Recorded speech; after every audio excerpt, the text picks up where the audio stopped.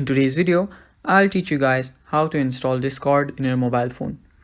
Now, Discord is most commonly used by friends to chat via voice, videos, or text, or even join servers when large communities gather. Now, Discord is a very fun app, so to download it, first you need to open your App Store, or you can even do this on your Android phone. So, open up your Google Store and then search for Discord.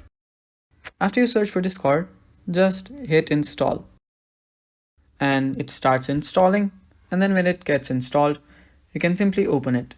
Now while it gets installed,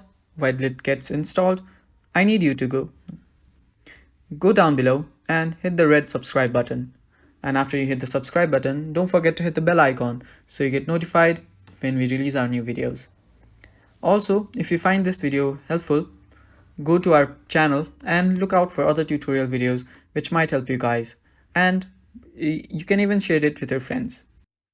Now as you can see, my Discord is installed. Now just open it and then you can go on with the login or register process. So that is all for the video guys. Thank you for watching. Stay tuned. Bye bye.